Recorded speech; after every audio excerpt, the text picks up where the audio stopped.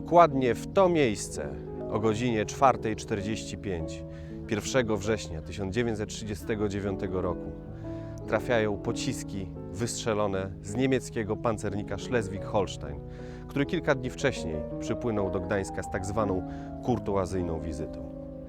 Rozpoczyna się II wojna światowa. Polska załoga składnicy Westerplatte stawia opór całe 7 dni, pomimo nieprawdopodobnej przewagi niemieckiej, a wydarzenia te relacjonowane są w polskim radiu i prasie. Niemiecki najazd często pojawia się na kartach historii jako elegancka operacja, skazana na sukces. Jednak osławione niemieckie dywizje pancerne, często przedstawiane jako niepowstrzymane w latach 39-40, w krótkiej kampanii polskiej poniosły szereg porażek taktycznych. 3 września Francja i Wielka Brytania wypowiadają wojnę III Rzeszy. Światełko w mrocznym tunelu. Wielowątkowy plan obrony kraju opiera się na obiecanej ofensywie alianckiej mającej uderzyć na zachodnie granice Rzeszy, odciążając tym samym Polaków w ich ryzykownej grze, obronie granic i opóźniania niemieckiego natarcia, tak zwanego planu Zachód. Poza kilkoma małymi wyjątkami ofensywa nigdy nie ruszyła.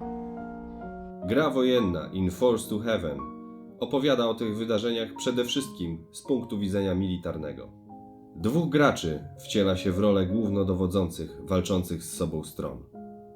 Celem Wehrmachtu, oprócz zadań operacyjnych związanych z okrążeniem i zniszczeniem polskiej armii, jest również obniżenie polskiego morale. A na to będą miały wpływ obydwie strony.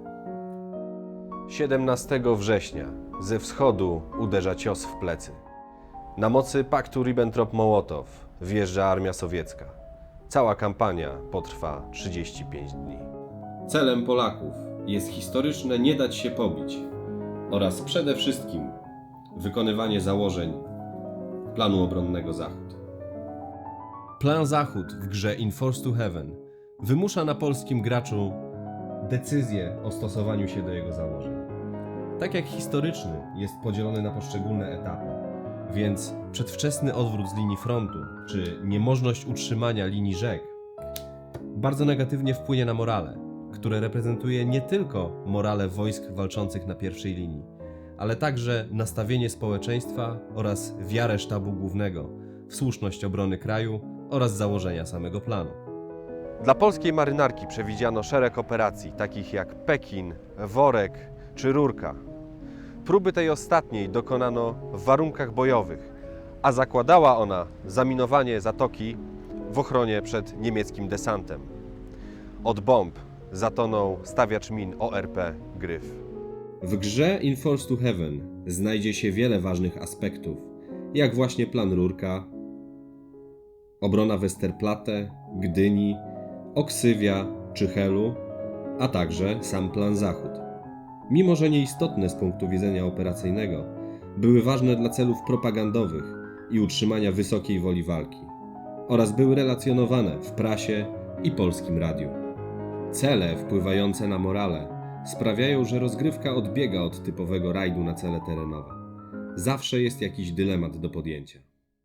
Ale to nie ostateczny wynik jest najważniejszy, ale droga do niego.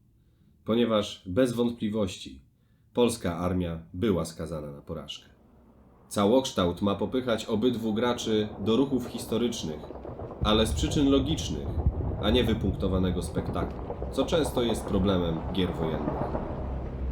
A więc wojna. Z dniem dzisiejszym wszelkie sprawy i zagadnienia schodzą na plan dalszy. Całe nasze życie publiczne i prywatne przestawiamy na specjalne tory. Weszliśmy w okres wojny.